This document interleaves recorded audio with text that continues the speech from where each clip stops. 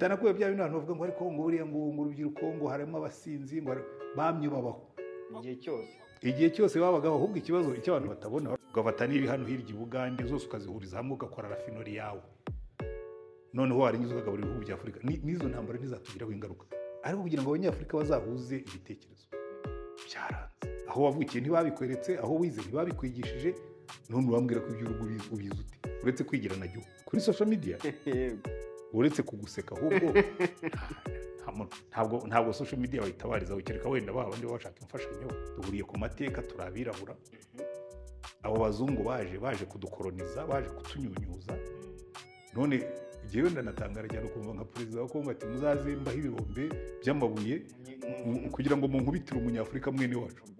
Ikaze abakurikiye sheni yanyu y'Abanyarwanda, ni ukuri kutavuzwe, kandi ikaze abaherereye mu Rwanda, abari imahanga bumva Ikinyarwanda, abumva Ikirundi, n'abakunda kumva ibijyanye n'impanuro zitandukanye.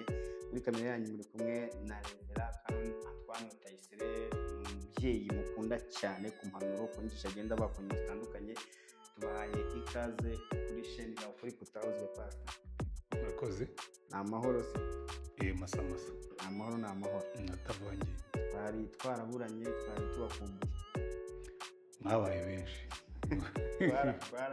Mwabaye benshi kugira ngo umuntu abasaranganye igihe gike yaba afite mu kwirwemo pe, ntabwo binkunda. Muri iyi minsi muhugiye mu biki nubwo muba muri mu kazi ka buri munsi ko kwigisha k'ivugabutumwa? Ni ibyo gusa. Kwigisha n'ivugabutumwa? N'ivugabutumwa riri mu kwigisha. Ubu uri kwigisha muri kaminuza? Oya, ntabwo ngewe nigisha muri kaminuza. Wari itarinze kuki ukomeje kwigisha mu gipasitori? Yego. Umuntu ari tayaringa mu kazi ka administration, ibintu byo, ariko ntabwo ari tayaringa mu muhamagaro urawupfana. Ubu ni ukuzagiza n'umunsi nzapfa ndi pasitori, bampambe nka pasitori. Nabonye n'ubundi ukigisha muri church, urakigisha kandi uri mu kiruhuko. Ntabwo niyo byo nkubwira, ntabwo muhamagara umuntu awuruhuka, na Bibiliya niko yabiteganyaga. Yego. Bivuze ngo n'ubundi abantu bakunda inyigisho zawe buri church Sunday bajya baza gusenga? Ntabwo buri Sunday mba nigishije. N'ubundi na kera nkiri mu kazi ntabwo nigishaga buri cyumweru. Ni rimwe na rimwe? Ibyo byari bifite umurongo, nigishaga 2 mu kwezi, nkareka n'abandi bakigisha kugira ngo bamenye. None ubu nyine ubwo barandoresha nyine rimwe na rimwe, nka mu kwezi. Ndi nk'umumotari. Nshobora kwigisha hano uyu munsi, ubundi nkigisha muri indi torero, ubundi muri indi. Ntabwo njya mara ibyumweru 3 nabwirije. Ntabwo ari kenshi biba. Ushobora kuba ariko ntabwo ari kenshi biba. Ese ntabwo ufite nk'abapasiteri uhugura muri mu gihe uri muri retirement ushobora kuba wigisha uburyo buri bwo ku ruhande? Birahari rimwe na rimwe, biraba mu mahugurwa, mu biganiro uburyo. Hashize rero iminsi ku nkoranyambaga tugiye kuganira ku bintu bitandukanye, zirimo inkingi zishobora gukomeza urushako. Turi mu gihe abajene bo mu Rwanda, abakobwa, abashakana bagera mu ngo ibyo bitinda bigahinduka. Dufite kesi ya Gafaranga Nane Tumurava yavugisha abantu benshi ku nkoranyambaga, n'ubu biracyasakuza cyane. Turaza kuba tureba urumwe mu batanga impanuro ku bijyanye n'uko abantu bakabanye mu ngo n'uko bagashakanye. Ni izihe nkingi zishobora gukomeza urushako muri iyi minsi abantu bashobora kubakiraho bakagira urugo rwiza? Ahubwo bagombye kwibaza ngo kuki ibyo uvuze bibaho. Kuko nibwira yuko ikibazo cya mbere gikomeye mu rushako ni uko abantu benshi babijyamo batazi ibyo bagiyemo. Abantu benshi bazi ko bagomba kurongora, abandi bakarongorwa, ariko ntabwo ari benshi bafata umwanya ngo babitekerezeho, bibaza ibyo bagiyemo, bibaza ibibategereje, bibaza ibibazo bazahuriramo nabyo, bibaza uburyo bazabikemura. Bajyamo gusa, baratimbira bakajyamo batazi iyo bagiye. Ubundi icyo ngicyo ni nacyo kibazo gikomeye cyane, ariko mbajije ngo ni izihe nkingi ubundi abantu bagombye kumenya. Njye nkunze kubwira abantu ko inkingi ya mbere y'urugo ni Imana. Kuba urabona n'Abanyarwanda babicagaho umugani ngo wubakiwe n'Imana, ngo agati kateretswe n'Imana ntigahungabanywa n'umuyaga. Wubakiwe n'Imana kuko buriya icyo abantu batajya babona, kuvaho abantu bimuriye Imana bakayikura mu buzima bwabo, ubuzima buba akajagari. Nta nubwo ikintu gishekeje cyangwa kinababaje, nta nubwo ari abapasitori babivuga. Oya, reka ndaguha ingero zifatika zishingiye ku bintu by'ubwanditsi. Abantu bitwa ba existentialiste, abitwa ba Camus, ba Sartre, ba Nietzsche, nibo bantu b'abanditsi batangiye mu kinyejana cya 18 19 bavuga ko Imana yapfuye, ko umuntu ashobora kwigenga. Bavuga ati Imana rwose, Imana ni ikintu abantu bahimbye, ni ikintu cy'iryabarezi cyahimbwe n'abanyabwoba batinya ubuzima. Ariko bamaze kuvuga ko Imana yapfuye umuntu ashobora kwigenga, batangira kuvuga ngo la vie est absurde, life is absurd. Ubuzima ntibugira icyerekezo, ntibugira umurongo, nta kajagari, ntahuva ntaho bujya. Rero iyo umuntu yakuye Imana mu buzima bwe, uba witeguye kuba akajagari. Uwitwa Yeats yakoze poeme, titre yayo yitwa nzanyibagirwa kandi nyizi nene nayifashe no mu mutwe. Avuga ngo ubuzima bugenda nk'ikintu cy'ikirasoro kigenda cyaguka, noneho kavuga ngo the center hold no longer, things fall apart. So bivuga ngo iyo urufatiro rwasenyutse, ibintu nabyo birasandara. Ni naho umugabo witwa Chinua Achebe yakuye kwandika igitabo cyitwa Things Fall Apart. So ibyo rero bikubwira ngo reka niyo kujya muri ibyo kuko ntabwo aribyo turimo kuganiraho. Ubundi burya Imana niyo center y'ubuzima, mbese niyo ihuza ubuzima, ko niyo ibutanga, ni nayo ibukontorora. Iyo rero ukuyemo ikintu cya kontrole, ni ibintu byose birasandara. Icyo ni kimwe. Ikindi cya kabiri, abantu benshi ntabwo bize ikintu cyitwa communication. Ubu njyambwira abantu ngo Imana ni fondasiyo y'urugo, communication ikaba sima ifatanya amatafari yarwo. Abantu benshi rero communication ntayo bize, bameze nk'icyo gitabo navuga cya Things Fall Apart. Harimo umugabo witwa Okonko, niwe muntu, ni personnage principal. Okonko hari aho bamuvuga bakavuga ngo iyo yaburaga amagambo yo kuvuga ngo yakoreshaga amakofi. Hari umuntu rero unanirwa kuvugana n'umugore cyangwa n'umugabo akavuga gukoresha amakofi, akarwana, kubitiki, agatera imigeri, kubita inkoni. Ibyo ngibyo ni ibintu bikwereka ngo uyu muntu communication yaramunaniye. Kuko ni muri communication kumenya kuganira, umenya no kwakira ibitekerezo bidahuye n'ibyawe bivuye ku bandi. Ndetse iki cyo murane n'ikibazo kiri ahantu hose, uzarebe no mu kazi. Ushobora kujya mu nama, deje yatumiye inama cyangwa undi muyobozi, abantu batangira kuzana ibitekerezo bitandukanye n'ibye, ukabona ararakaye. Kandi ibitekerezo barimo kumuha bijyanye n'akazi. Nkabona rero Yesu uko mbibona, ngo bishoboka bite kutinyuka kutabibona kimwe n'umuyobozi. Hari abagabo bumva yuko umugore adafite uburenganzira bwo kubona ibintu bitandukanye n'uko abibona, cyangwa adafite uburenganzira bwo kumutambamira mu byo ashaka gukora, hanyuma akavuga inama. Iwabo rero n'abantu batigeze biga communication. Iyo yongera ngo abantu bose baranayikeneye, kuko mbona siho honyine, no mu kazi, yewe no mu muhanda n'ahandi abantu ubona communication ni ikibazo. Wahereye ku nyuma yo kuvuga ngo abantu bajya kubana batiteguye, ariko muri iyi minsi ubona ko umuntu arwana n'ubuzima bw'akabaye intambara yo kubaho. Ni hake keretse abagifite imiryango, ariko n'abayifite usanga ari umwanya muto baha abagiye gushaka. Musanga umuntu yicara akigishwa uko azabana. Yabraye dushaka bakorera abakobwa, yabraye dushaka abasore bazirika. Iryo ni fake ubwo, iryo ni fake. No undi se hari umugani waje muri kino gihe ntabwo wari usanzweho, bavuga ngo ntahe n'ibyuhira umunsi w'isoko.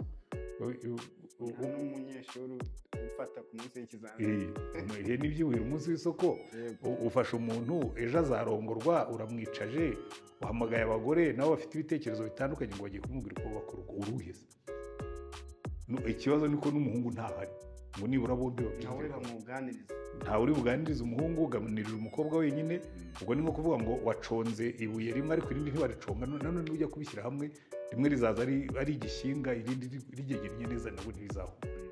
Rero bikwereka ngo hari ikibazo gikomeye gituma ibyo byose bimera bityo. None se byakosoka gute kuki abagabo batajya ataba bride shower nkuko oya ziriya bride shower zo nta nicyo zimaze, ntacyo zimaze pe. Ntabwo umuntu, reka nkwereke uko bikora. Nigeze kwigisha umugabo yaragiye kurongora, umusore yaragiye kurongora, yari chef wa departement muri banki imwe mu za hano mu Rwanda. Araza arambwira ati pastor ati rwose turabibona giye akazi kanjye chef wa departement muri banki mfite akazi kenshi ugerageze uzaduha ikiganiro cy'isaha imwe. Bambwiye kuruhanya usaba amasaha menshi. Ahubwo nise ndega ngo bazi ikibazo. Ubu ni wambwiye ngo chef wa departement muri banki ati wize imyaka ingahe kugira ngo ugere kuri uwo murimo. Ahambwiye ati mfite MBA. So bivuga ngo wize primaire imyaka 6. Ati wiga secondaire imyaka 6. Ati wiga university imyaka 6. Nubwo ni imyaka 18. So wize imyaka 18 kugira ngo ukore muri banki. Ati none ninjya kukwigisha uko bubaka urugo isaha imwe nkuhisaha imwe. Urumva ibyo atari n'ubuse iyo wiga isaha imwe ya banki uri directeur wari kuba uri chef wa departement muri banki gatoya. None urashaka ko ugira chef w'urugo wize isaha imwe. Ntabwo mva ibintu bipfira. Ni mwanya muto na umuntu araje ngo urugo uretse ko turuvukiramo nibyo namubwiye nawe rero uri murambwira ko ibyo urugo ubiziye. Uretse ko waruvukiyemo iyo papa wawe na mama wawe bajyaga gutongana baraguhamagara kukaza kumva ko umugabo atongana n'umugore. Ati ntabwo bigeze batongana. Ntabwo nibwo batongana budahari. Iyo bajyaga kuryama se ahubwo bigeze baguhamagara ngo uze wasisture uko umugabo aryamana n'umugore. Atoye ati ibyo ntabwo byabaho. Kuko iyo bacungaga amafaranga se ahubwo bigeze baguhamagara ngo bakubwire uburyo bayasaranganya mu bana batandukanye mu biki. Ati ntabwo none ubwo ibyo urugo bizihiye. Aho wavukiye ntibabikweretse, aho wize ntibabikwigishije, none urambwira ko ibyo urugo ubizi ute uretse kwigira na gihugu. Ibyo rero abantu benshi nuko bameze. Niyo ushyizeho n'inyigisho zo kubigisha baziga barangaye kuko baba bazi yuko babizi. So umuntu arakubwira ati ndabizi. Kuba warabonye abafundi bubaka inzu ntabwo bivuga ko ntabwo bikugira umufundi. Ushobora no kubahagarara iruhande ukabona uko bakata amatafari bakayashyiraho ukavuga uti nanjye ariko buri umpaye itindo nako umpaye umwiko nakubaka amatafari bawuguhereza bikakunanira. Ibyo ni nk'ibyo ngibyo. Hari ukuntu habaho kutumvikana hagati y'umugore n'umugabo dufashe wenda nk'ibya gafanga na net murava bikamwo ko umugabo ashobora kuba yakwita umugore akamuhohotera. Hakabaho ko umugore yitabaza inkiko. Ku mbuga nkoranyambaga baturambuye ntagomba kujya mu butabera, agombaga kwihangana niko zubakwa. Ku giti cyawe igitekerezo cyawe kuri case nk'iyo yifata gute? Ikibazo ufite nuko umbajije ikibazo n'abandi bambajije imbere yawe banashingiye no kuri iyo case ya net na gafaranga. Icya mbere cyo ugomba kumenya kuvuga ngo yagombaga kwihangana biterwa n'ukuntu yari arambiwe.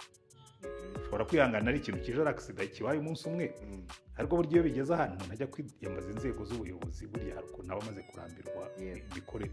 Bishobora kuba atari ugukubita gusa kuko buryo ihohotera riza mu buryo bwinshi.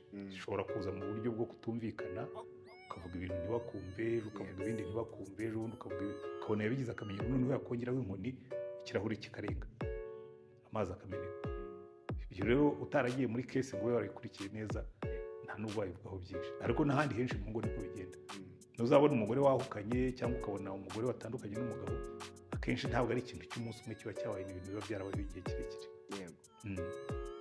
Iyo bigenze nka kuri society nyarwanda yakitwa gute mu kibazo nka kira kusanga uri victim ari guterwa amabuye cyangwa se akashaka kugira intwari? Ni ukubera ko niko umuco wacu uteye. Umuco wacu wari umenyereye birimo birahinduka. Wari umenyereye ko abagore bahohoterwa bagaceceka.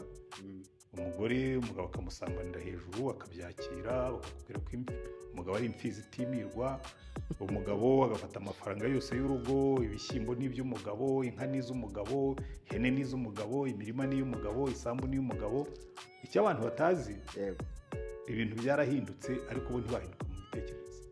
Aho niho ikibazo kinini kiri. Noneho ugasanga wa wundi wahohotewe yakwitabaza inzego batari kure muntu rwose ntabwo ari muzima, ntabwo ari umuntu mwiza, ntashobotse. Kuki yabivuze? Ubundi hari na mugenzi wawe wigeze kubimbaza, nabwo nta muntu ujya ufungishwa n'umugore cyangwa n'umugabo kuko ari n'abagore bafunga. Umuntu afungishwa n'amakosa ye. Ibyaha wakoze nibyo bikujyana muri gereza kuko nta byaha wakoze ntiwafungwa.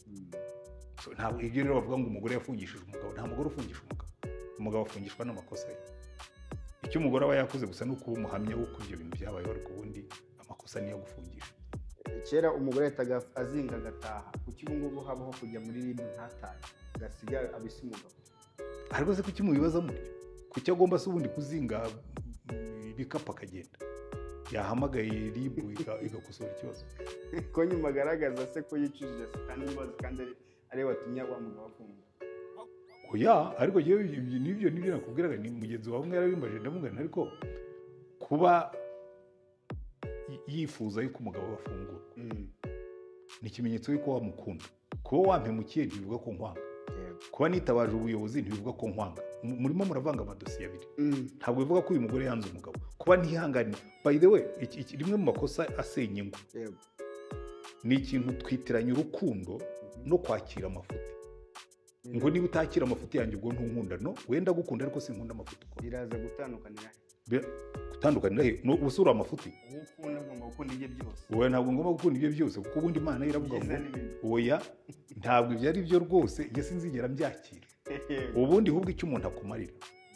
reka nshingire kuri Bibiliya mu itangiriro iravuga ngo tumuremere umufasha umukwiriye ubishyize mu gifaransa ariko wahinduye mbese ukiri iryo jambo rivuga icyo Imana yavugaga ni nko kuvuga ngo tumuremere umuntu uzamuhagarara imbere akamwibonamo envi za donc ni kuvuga ngo ni nk'indorerwamo iyo uhagaze imbere y'indorerwamo ndende wibona wese n'undi rero yagombaga kumuhagarara imbere akamwibonamo bivuga ngo umugore ahubwo ubundi icyo amarira umugabo cya mbere amuhindura mwiza kurushaho ati namubwira ati ariko hari ibintu ukora bimbangamiye wabikosora ukagororoka niyo mpamvu Bibiliya iravuga ngo nk'uko icyuma gityaza ikindi ngo niko umuntu atyaza undi ngo ababiri barutumwe ngo kuko iyo umwe aguye undi aramubyutsa wowe urashaka kugwa wigaragure mu byondo urekeremo ngo kuko ukunda kugwa kuko nkukunda waguye ne kukwegura mureke ukomeze wigaragure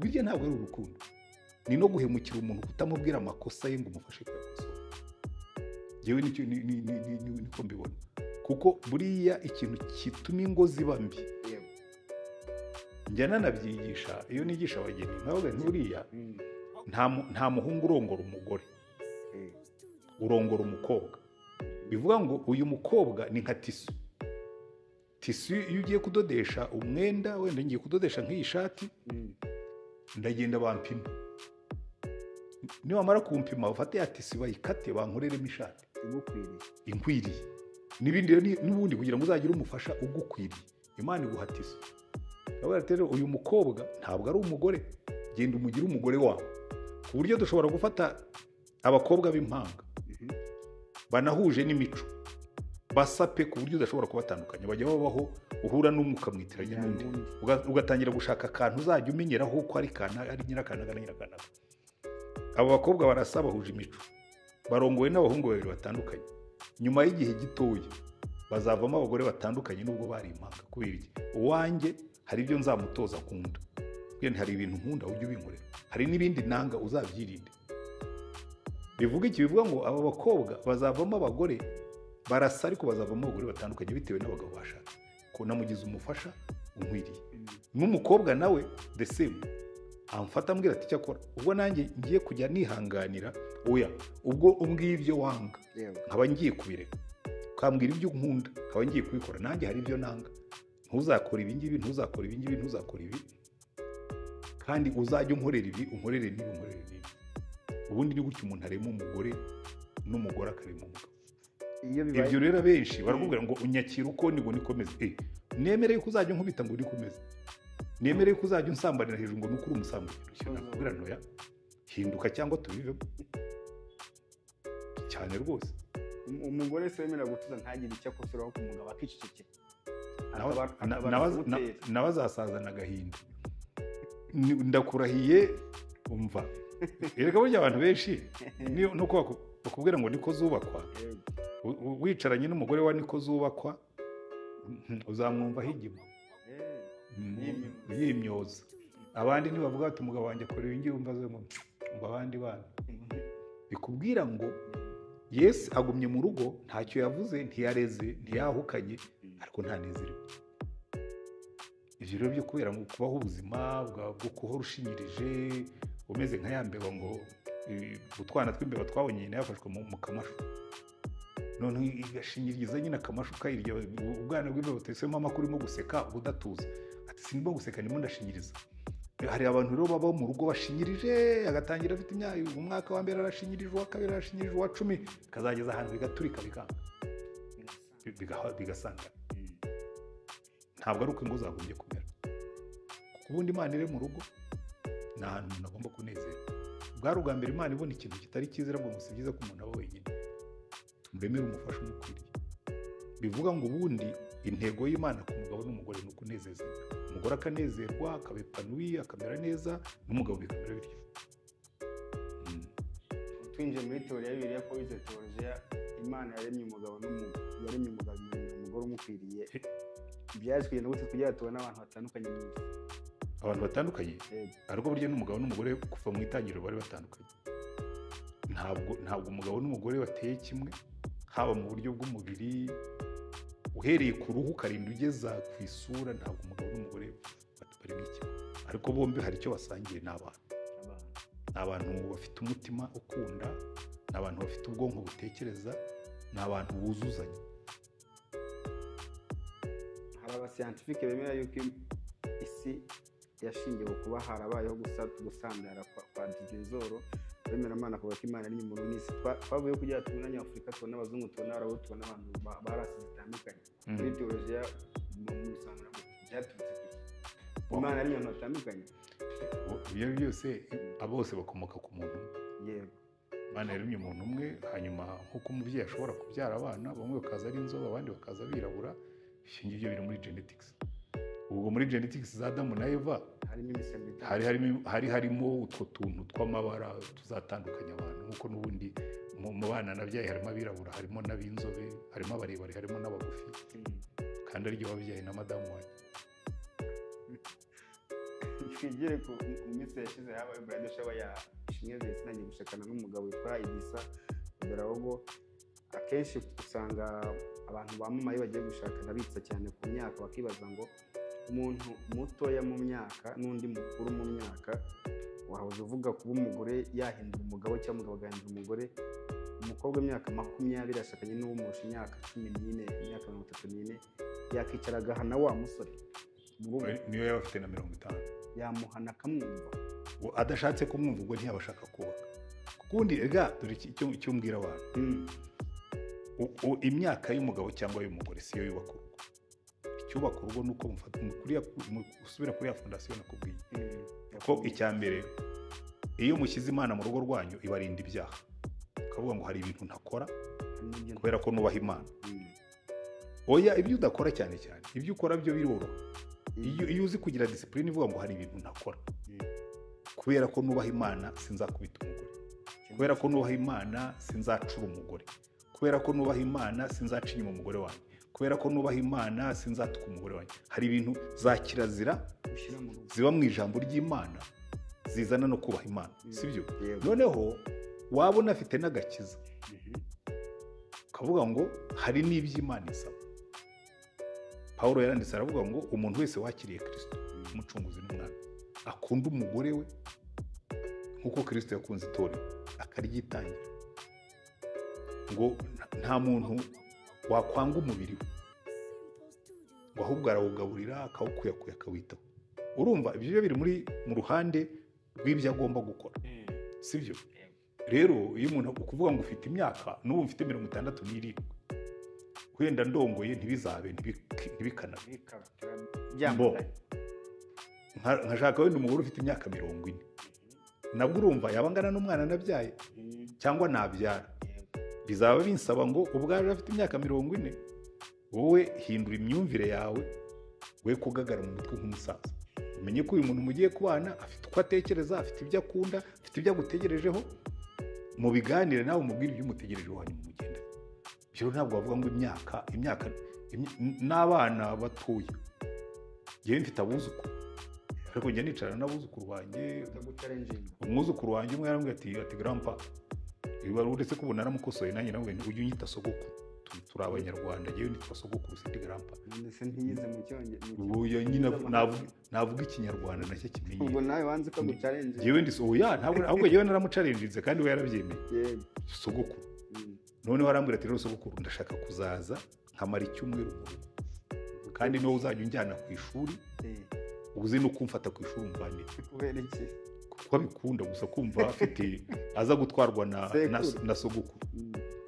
Ariko twavaga ku ishuri tukaza tuganira. ubwo yari afite imyaka ingahe? Oya afite imyaka ari muri mu wa mbere segonderi. ko ari wowe ugomba kumujyana. Urumva yampaye amabwiriza kandi nayemeye, ndabyuka kare mujyane nimugoroba gahunda zose nkora agiye kumuza. Bikubwira ngo ari n'umugore wanjye ubwo ufite imyaka wenda 40. Hari ibindi yansaba kandi nkabyemera nkabikora. Kubera iki? Kubera ko mukunda.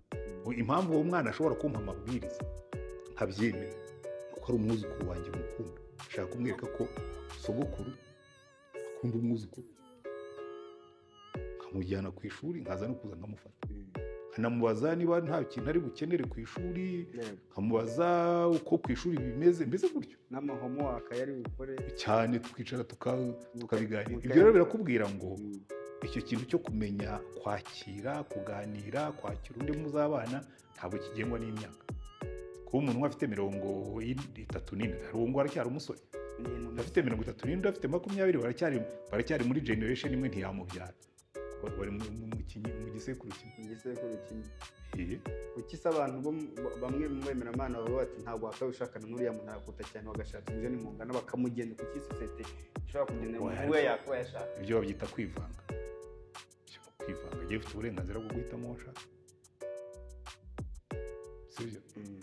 Ambwira ko umugore w'amakoro ngo yamwigishije, sinzi niba ari byo yaramwigishije, narabisomye. Niba umunyeshuri ashobora kurongora mwarimu we, nta kibazo kiri. Pastor, kubera iki muri ino minsi turi kubona mu muryango ibibazo bivuka, tubona mu itangazamakuru, tubona byageze mu nkiko hatabayeho intervention y'imiryango cyangwa se twakita abarinzi b'umuryango bakemura ibibazo birananirana, habaho ko ntabahari ikibazo kitari byombi. Hari murabizi twanyuze muri jenoside yakorewe Abatutsi, ihagarikwa n'intambara. Ibyo bintu bibiri byadutwaye abantu. Hari abadafite ababyeyi kubera ko bapfuye mu ntambara, kuko iyo bombe iguye ntirobanura itwara witwaye. Hari abaguye mu birukanka bahungira Kongo, bamwe bicwa na za kolera, abandi bicwa n'iminaniro, abandi bicwa n'amabombe, n'abandi ku rundi ruhande batwawe na jenoside yakorewe Abatutsi. Hari urubyiruko rwinshi cyane cyane rufite imyaka irenze 31 kuzamura rudafite ababyeyi. Ikindi cya kabiri, hari n'ababafite ariko bagasanga abo babyeyi imitekerereze yabo iracyari ya yindi ya gitradisiyoneri, bumva yuko umugore agomba gukubitwa agakosorwa. Nk'umukobwa yabwira ababyeyi atari ko yewe bamfashe nabi, batereka nuko zubakwa n'abanyoko wanyu n'abanyoko barakubiswe kandi ntibyabuje kubaka. Ibyo rero usanga ari ikibazo. None se ubwo muryango udafite umuntu wabaza baraza gukemurwa na social media n'inkiko? Oya, ubundi social media nta kibazo. Iyo njye ntangazwa n'ubuswa niko mbyita bw'umuntu ujyana ibintu byo kuri social media, ugiye kubivuga kuri social media ngo bibyare iki? Abantu bagutabare kuri social media uretse kuguseka, ahubwo ntabwo social media wayitabariza ukireka wenda babandi bashaka gufashanyo. Ariko ngira ku mibanire y'umugabo n'umugore social media rwose ntabwo ari rwo rubuga rwo gushyiraho ibibazo. Iyo mbona harimo n'ubuswa bwinshi. Ntabwo wemera umubyeyi ushobora kuza akicara akavuga ko mu rugo rwe bitagenda kuri kamera. Oya, kuza kuri kamera uje kuvuga iby'urugo rwawe ko bitagenda, ukavuga uko byagenze, ukavuga bitarimo kugenda, bishyira rwose ni nko kwambara ubusa ku gasozi. Ariko izi kamera zanyu zizabikora. Abahanga mu bijyanye n'imitekerereze bavuga ko iyo umuntu adafite ahantu avugira ibimurimo yicaye akavuga bakamutega amatwi aruhuka. None se kuri kamera niho aruhukira? Ubu igihe nakavugiye hari ikintu wavuze cyanduhura umutima. Ndavuga aje agatekereza abantu bamwumva ibibazo by'akarira akaruhuka akaririra kuri kamera. Hanyuma n'isi yose adafite umuntu aririra, isi yose ikamwota. Hari abamwota, hari abamuhumuriza, ariko ntiyarafite ahantu yakiheranga rero icyo afite ababwira n'ibintu. Ariko we yaramubuze koko, ntagira na pastori cyangwa padiri, ko twebwe burya dutunga imva mu mutima. umbwira ibintu nkabibikamo ntibijye hanze, ntawe uzaguseka kuko ntawe nzabibwira.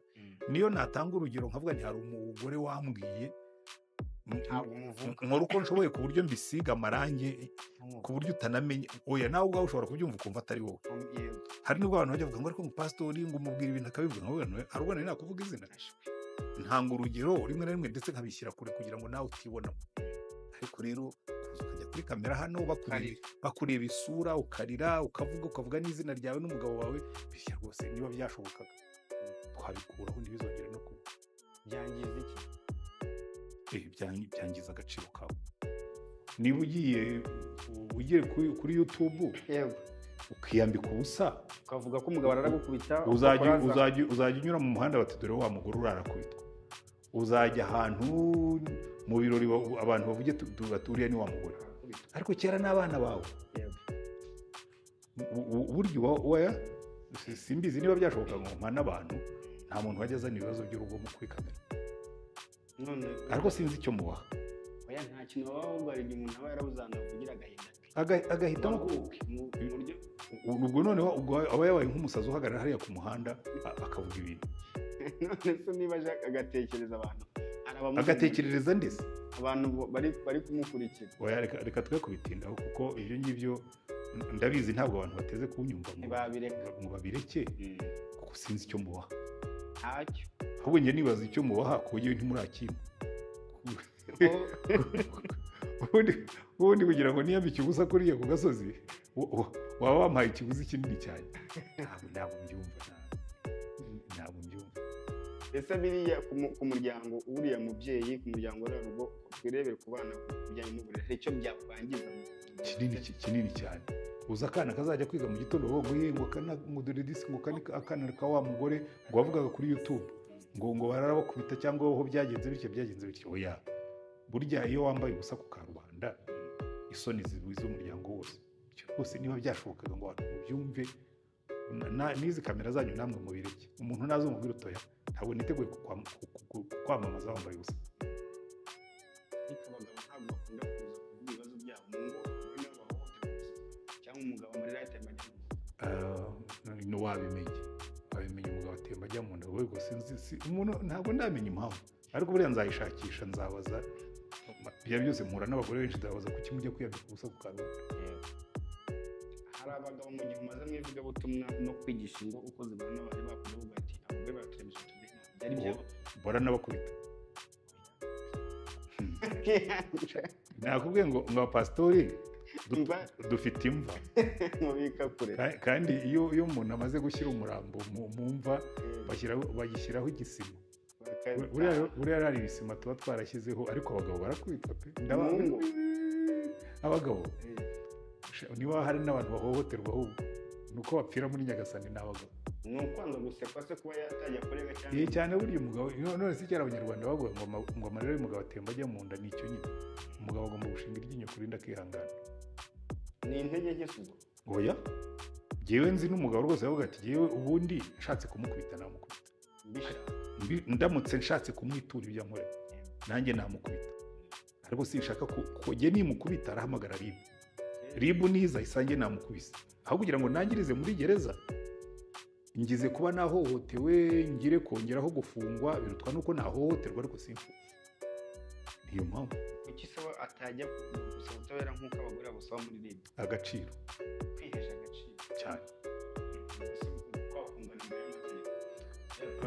Ariko ibyo bintu muvuga ngo kungana imbere y'amategeko biba hehe? Ni bande bangana imbere y'amategeko? Umunyarwanda wese angana n'undi. Buriya niba warasomye igitabo cyitwa Nimorfamu cya George Orwell, inyamaswa zose zirareshya ariko ntabwo zireshya kimwe. Imbere y'amategeko turareshya ariko cyane, kuko umugabo mpamya ntashidikanya yuko umugabo agiye kuvuga ko yakubiswe n'umugore, abambere bazamuseka n'ababibwiye. Ariko wenda niba mubera imfura bazagenda uwo mugore bamufate bamuhane nk'uko bahana umugabo wakubise umugore. Ariko still noneho sosiyete izaseka uwo mugabo kuruta uko yari guseka umugore wabivuze. Niba sosiyete iseka umugore witabaje ribu kandi koko yifitiye intege nke intege nke z'umubiri yahohotewe noneho tekereza ari umugabo wagiye mu binyamakuru kandi burya abagabo twe dukunda icyubahiro aho kugira ngo sebe nashingiriza ibyo buriya nicyo gituma abagabo batabigera ariko barakubita ariko barahohoterwa pe niba amagambo mabi barayabwirwa akihangana agapfira muri Nyagasani akaba umugabo. Muri iyi minsi ya social media asanga abagore mu ngo hari igihe rimwe yigeze kutubwira yuko umugore yari muri telefone y'umugabo nabyo bigize icyaha ariko usanga benshi bashobora gufata telefone akareba muri message akareba no muri recycle bin bajyamo kureba ibyo yasibyemo kujya gutaburura ibyo wahanze. Izo case ntabwo zishobora gutuma abantu bapfusa kandi bakaye bayobereka bakubana neza. Oya ariko rekavuye kundita ibintu urimo kumbaza nuko nyine uri urubyiruko kandi ukaba utarigeze uba mu bujyanama bw'ingo. Ubana nabo hano kuri kamera? Oya turaganira buri munsi. Oya muganira buri munsi ariko burya ntabwo babikubwira nk'uko wabimbwira. Reka nkubwire iyo umugore agiye agataburura ibyo washyize muri recycle bin wabisibye noneho akarakara kuki wataburuye biriya bintu kandi wese wabitabye wabihishe ntabwo wabitabye kuko icyo recycle bin yakoze ni iki ni ukunyereka ibyo urimo kubundabunda umpisha ariko ntabwo ari iba yabishyizemo. Rero inzira nziza ntabwo ari telefone ntabwo arizo zisenya ingo. Nanone ni nka bya bindi by'urega nanone biba bikubwira ngo ese kuvuga ngo umugore yarebye muri telefone yawe iyi telefone yanjye yewe umugore wanjye ashatse kurebamo wowe si no kuvuga ngo ndayimo aho ibicometse ayifashe rwose sinaravuza n'indi urugura ashaka iki muri telefone kuko iyi telefone yanjye nta kintu kirimo yaba umugore wanjye yaba umuribu yaba umuki nta kintu kijya gicamo ntashyira ku karubanda habe na kimwe. Telefone yanjye ntibika amabanga nta najya avugirwaho. Abantu bashobora kumbwira ibintu bitari byiza ariko ntabwo biba ari ibyanjye ni ibyabo. Ushobora kumpamagara ukambwira ko wanga u Rwanda ni urugero ntabwo bivuga ko ngiye kugufasha nzakubwira ariko ibyo bitekerezo birabogamye. Ushobora kumpamagara ukambwira yuko umugore wawe umugabo wawe umuhohotera ntabwo ari njye umuhohoteye n'ubu ngubu nyifunguye nakwereka nk'amavideo bamwe nabo abagore banyohereza akambwira ati ibyo umugabo wanjye wabo muri telefone biba biri rimwe na rimwe mfata umwanya nkabidiritinga kuko ntabwo nkeneye kubitunga muri telefone yanjye ariko sijye wabikoze n'uwaza akabirebamo akabaza ati ibi bintu ko biri muri telefone yawe ntabwo birebe sijye wagiye kubishaka ahubwo ni umuntu urimo kunyereka agahinda. Rero kumva wirirwa uhishahisha ibintu muri telefone biba bikubwira ko ufite ubuzima bufite ibintu bitari byiza uhisha. Telefone rero ntabwo arizo ziteranya abantu ibyo bahisha muri byo bibatera. Kubera iki se bishobora kuba yafata umugore wagiye kwiregera agafunga wa mugabo ntabwo kubahuza cyangwa kwiyamaza nk'abahanga nyine ntabwo wari umurimo wa RIB ubishyize n'urwego rugira rukumira oya bishyire mu magambo ni urwego rw'igihugu rushinzwe kugenza ibyaha rw'ubugenzacyaha. We ntabwo ashinzwe ubujyanama ashinzwe ubugenzacyaha. Gukumira se bafite inshingano zo gukumira ngo bakumira ibyaha ariko ibyo gusana imitima n'ibindi bishobora kuba bitari mu nshingano zabo ariko nabyo barabikora rimwe na rimwe barabahamagara bakabahuza ariko ubundi si wo murimo wabo wa mbere. Itegeko nshinga rya Repubulika y'u Rwanda umwana gisamaga kugira ngo rijyeho rivuga ku ishingiro ry'u Rwanda kubera iki mu masomo adashobora kujyamo ibijyanye no kwiga imyandiko ko communication ipfa hagapfa ibindi byinshi ariko usanga twiga siyansi tugashyiramo twiga biology icyo kintu gishingiyeho umuryango nyarwanda kikigishwe kandi aricyo usenyukira. Ubibajije utari mu cyongereza bagira ikintu bavuga ngo you are preaching to the choir ngo urimo urabwiriza korali kuko n'ubundi bisanzwe ko iba mu rusengero. Ubundi ikihugu giye mpanyisaba mu biganiro byinshi inzego bizireba rwose mpora mbisaba ariko ubwo bizagenda biza kuko uko abanyarwanda bahangayikira ku miryango irimo gusenyuka ubona yuko na leta yabishyize mu bintu biraje ishinga buriya bizagenda biza. Ubundi yewe nemera yuko kugira ngo tuzubake umuryango nyarwanda ufite imbaraga, niba twasubiraga nibura ku mahame y'abasogokuruza.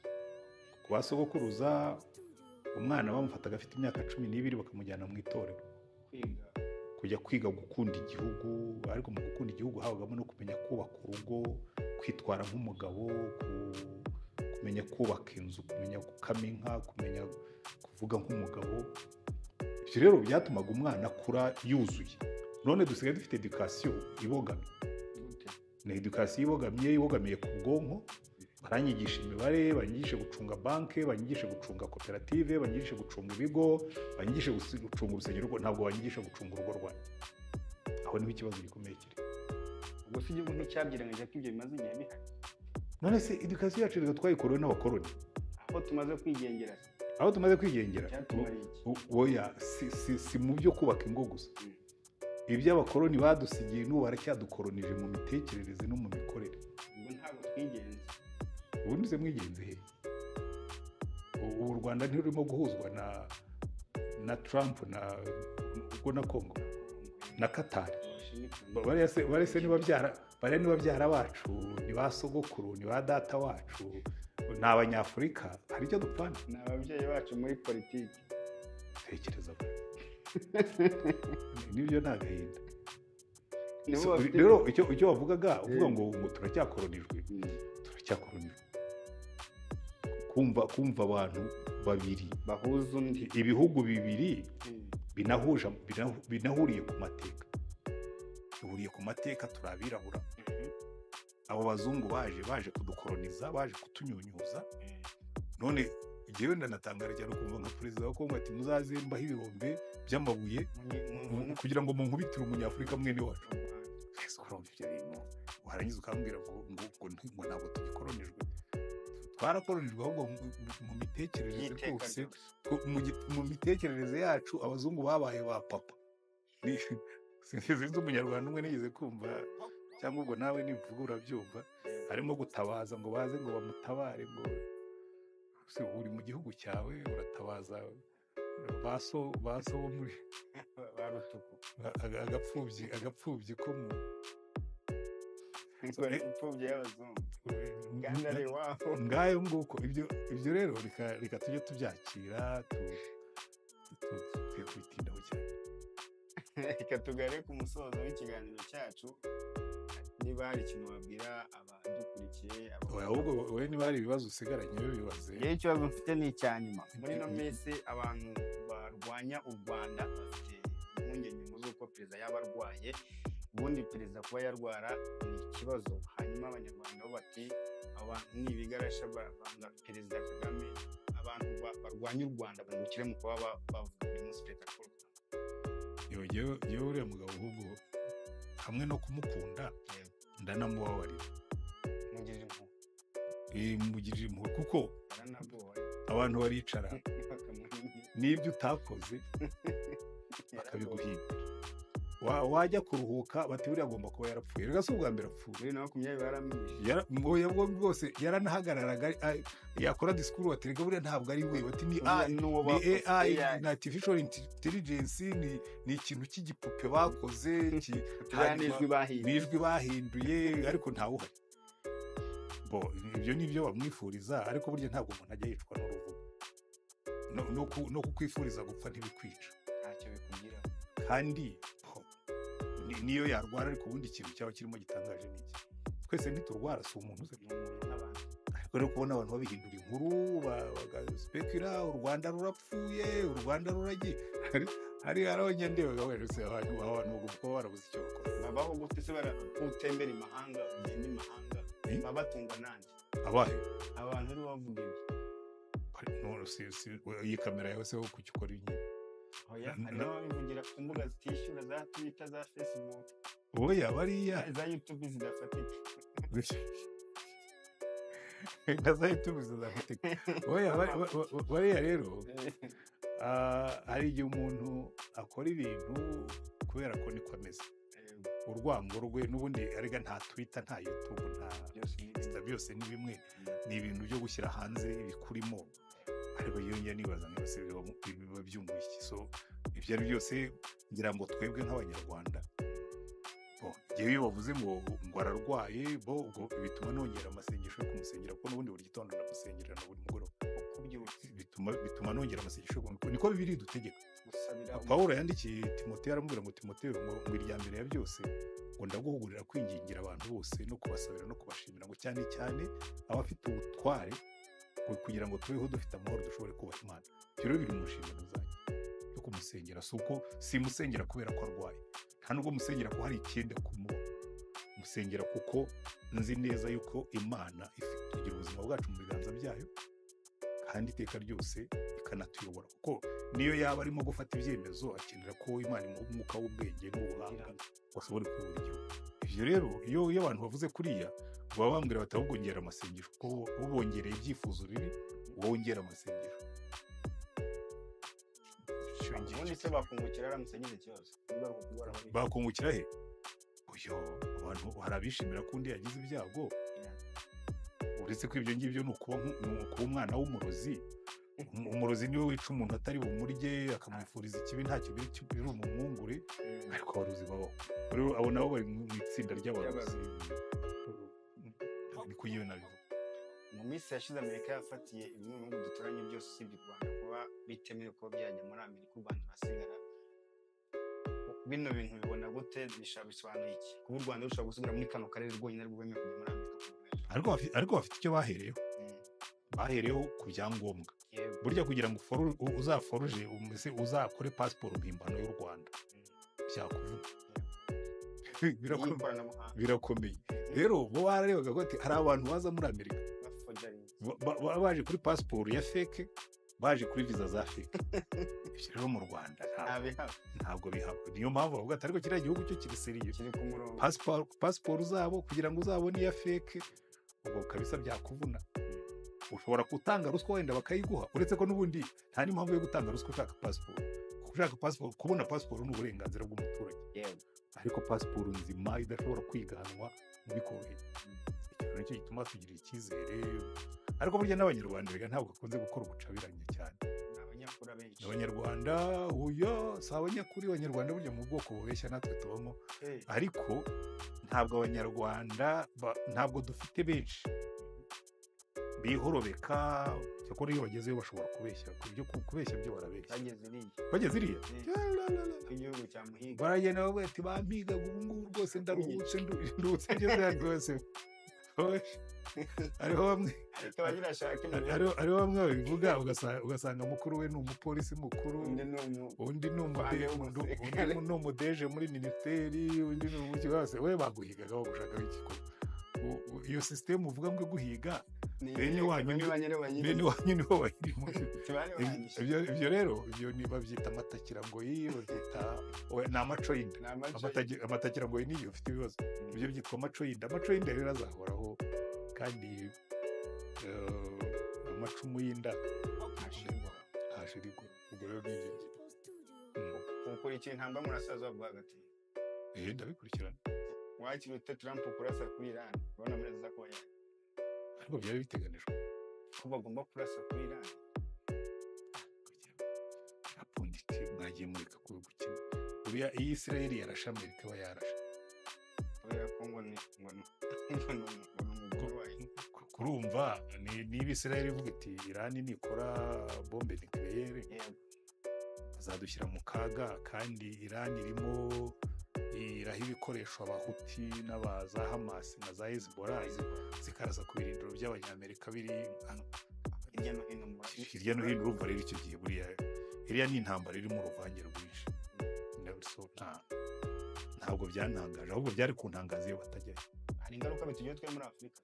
Ihangano ugiye kuzibona ejo bitarenze uko ukwezi kuje, ibiciro bya peteroli biraba byazamutse kubera ko ari muri Aziya yo hagati. Ntabwo ari ikibazo cy'Aziya yo hagati. Burya Iran iri mu bihugu bitanga peteroli nyinshi mu bucuruzi bw'isi. Iyikubye yayicuzanya nande? Ntabwo izayikwa, ariko za ntuza zabo zimwe na zimwe zarasenyutse. N'iza Israel zarasenyutse zimwe. iyo rero ushenye distillery ya peteroli muri Isiraheli hari yasenyutse, hari muri Iran hari izasenyutse, automatically bigira ingaruka ku bucuruzi bwa peteroli. Noneho n'amato atagenda neza nk'uko yanyuraga hariya muri ziriya nyanja, kuko burya abanyaburayi baturusha imbaraga. Niba amato yanyuraga muri za Mediterane no muri hariya no muri Mer Rouge, habayeho ikibazo n'udukeya tuje bazabanza batwirunde kuko baturusha n'ubushobozi bwo guhunika. Bazabanza bahunike ibishobora kwamaza amezi 6, twebwe icyo gihe tube tuharenganiye. Twe nta peteroli tugira ku buryo natwe twakirwariza ko turi banini. Afurika ni nini? Yaka Abanyafurika twarananiranye. Mukambwira Abanyafurika. Umuturanyi atongana n'undi muturanyi akajya guhuruza abazungu ngo baze ku oya niba bazaga kudukiza azabihera ibirombe kugira ngo bamukubitire umuturanyi. Warangiza ngo Abanyafurika ubundi Afurika peteroli ifite iyiyungururiye y'ubwayo, ugafata iri muri Angola, ugafata iri muri za Cape Verde, ugafata iri muri za Nigeria, ugafata iri muri Sudani y'Epfo, ugafata n'iri hano hirya i Bugande, zose ukazihuriza hamwe ugakora rafinori yawe. Noneho warangiza ukagaburira ibihugu bya Afurika. N'izo ntambara bizatugiraho ingaruka, ariko kugira ngo Abanyafurika bazahuze ibitekerezo byaranze. Uwaturuze ntiyakarabye nyine aracyongera aracyakagira. Pastor, hari ikintu abantu bakubonaho ku mbuga nkoranyambaga bakaba bapfusha umuntu usanzwe batakuzi. Bagira bate? Hari umuntu ushobora kukubona kuri kamera cyangwa kubona muri church, akaba afite ukuntu yaba gushushanya ariko atari wowe wanyawe umuntu usanzwe. Hari ibintu abantu batakuziho. Ibyo nibyo bakubwira ikintu ntabwo mbizi. Wowe wanyawe uko uganira muri church kumeze umuntu usanzwe. Jewe ndi umuntu uko mvuga twicaranye kuri kamera, uko nivuga nicaye muri sayo wanjye. Ntabwo ngewe ngira personality ebyiri, ntabyo ngira bisha. Ikibazo mbajije uko nkusubiza niko mbatekereza kubera impamvu imwe. Iyo uhora uhindagura amagambo biroroha cyane kwivamo. Bya bindi wahishaga hari igihe ugira gutyo avugana na Punditi ko yavuze gutyo, ariko ejo bundi avugana na Pizzo ko yavuze gutyo, ariko se ubundi avugana na kamarade ko yari yavuze gutyo. Kuko icyo gihe wivamo. Ubundi uri umuntu ufite integrity, ubunyangamugayo, ukuvuga imbere ya kamera kuvuga niyo uri imbere y'abandi bantu, ntabwo uhindagura amagambo. Niyo mpamvu yewe wari wabona mbabwira ngo muzanyoherereze ibibazo mbere. Oya, kuko niyo wanyoherereza ibibazo mbere ntacyo byamarira, nawe ntacyo byakumarira, kuko njye simba shaka ko ngo mbanze ngo mbimese mbitere ipasi ngo ntazacikwa. Nta kintu igitekerezo kibi cyambamo rero Imana yabaye muze kukinkura hakiri kare. Sinjya ntekereza ibibi ku bantu, sinjya ntekereza ibibi ku gihugu, sinjya nitekerezaho ibibi. Intege nke zanjye zemera n'intege nke unazimbaje nazikubwira, ntabwo byari ikibazo. Intege nke zawe ni izi mva kandi we nakubwiye ko nta muntu w'umugabo wambara ubusa ku gasozi, none urambwira ngo ngwino wambara ubusa. Ibyo byose ndi umuntu ndazifite, ariko si ngombwa ko nzikubwira. Iyo huye n'umuntu wawe ati ndagukunda nishimiye kuba nk'umuntu n'ubwa mbere, ndamuhobera. Kubundi umuntu ugukunda rwose utamukunze waba uri umuntu mubi. Ibyo ngibyo barabimbwira. Iyo umwana abwiye pasi ati ndagukunda, ndabona ngwino nkuhobera kuba unkunda, nanjye hari icyo mvuye. Yakuriye mu gihugu kimbwira ko kinyanga, twigeze kubiganiraho. Hanyuma none nshaje abantu bankunda. Urumva atari umusaza neza? Warabirotaga ko nzaba mu gihugu kinkunda, naracyifuzaga. Ariko sinizeraga ko nzakibona. Nta cyizere cyari gihari ko nzakibona. Iyo bishe so ufite imyaka 5 tangira kwifuza kuba mu gihugu gitandukanye n'icyo wakuriye. Wagera kuri 15 bakakwirukana mu ishuri, ukavuga uti cya gihugu nubwo nta byiringiro bihari. Ngo data yishwe na se wabo na ba se baba ngabo, none abana babyaye nabo bamireye nabi. Muri kaminuza bakakuringaniza. Ubwo rero bikubwira ngo yewe aho turimo kuva ntaho kuri 35 ukabona genocide. Sirumva, ariko wagira gutyo ukabona ibyiringiro biraje, ukabanza kubishidikanya. ukongera ukabona indi myaka irahise ukaba utari kuzi ko bya bintu bishobora kuba byo, ukabona iyindi irahise ukayongera ukavuga uti bya bintu reka dukomeze tugerageze bya bintu byo. Ibyo rero rwose byo gusaza mfite abajene mfite aho uciye hose cyane bamuhobeje. hariyo uri gukata imodoka ya polisi yagiye guhagarara ngo banze bari gukata, ariko none se bari guca iyo batandika ngo nkate ngewe twaganira bambwira ati pasere umucuruzi. ubundi mu muhanda tugomba koroherana kuko yaje asanga nitambitse ndimo kugerageza kujya inyuma, mbona ntibiri bukunde ndagonga igipoto subira imbere, we yari guca hepfo. Urubyiruko urubona rufite imbaraga nk'iza abagerageje kubaka igihugu bari bafite cyabona baradamaye. Iyo ukoze sondage nk'umushakashatsi w'umuntu, oya nituhava nibwo tuzamenya izo mufite. Oya ndavuga ubu mubona ibyo mubona, ntushobora kumenya imbaraga z'urubyiruko base bagihari. Ntibibaho, ntabwo mwaba mwarakatse intege nke zanyu ubwo. Oya none se ko ubu niba mfite umuhungu wanjye akaba mu rugo rwanjye, sinzamenya imbaraga ze kugeza umunsi zamushyingira akajya mu rugo rwe nkabona ukuntu arupfunga. Wamushyingiye se ukabona ko yatingiwe ntabwo ashobora guha igihe cy'uko icyo gihe naba ari ryo wagize intege nke, ntabwo naba naramuteguye. Rero natwe igihe tugihari ari twe turimo kuyobora, ntabwo uzigera umenya imbaraga z'urubyiruko utararurekurira ngo runayobora utarurebera, kuko nshobora kumurekurira ariko nkamuhagarara inyuma, yajya gutana nkagarura imodoka mu muhanda, ariko uyu munsi nzaba ntahari, ntawe afite uzamugarura natana. Icyo gihe azayobora nk'uko abyumva. Imbaraga z'urubyiruko rero zirahari, ndarubona rukora ibyo twaruhaye gukora, bitanakuye bya bintu abantu bavuga ngo ariko ngo buriya ngo urubyiruko ngo harimo abasinzi ngo bamye babaho igihe cyose babagaho. Ahubwo ikibazo icyo abantu batabona baravuga ngo babaye benshi, nta nubwo babaye benshi. Ko imibare yerekana ko ubusinzi bagenda statistique ko bagenda biyongera. Oya fata muri 94 u Rwanda rwari rufite miliyoni 8 n'ibihumbi, oya muri 1994 rusasoma 94 twari dufite population ya miliyoni 8 n'ibihumbi 165 aho ngaho, ubu dufite miliyoni 14. Urumva niba icyo gihe twari dufite urubyiruko rusinda, wenda tukavuga ngo urubyiruko rwasindaga bari abantu 200,000, ubu biravuga ngo twikubye kabiri ubu ugomba kuba 500,000. Bahozeho nta gihe batabaye utwiga impungenge bateye yewe.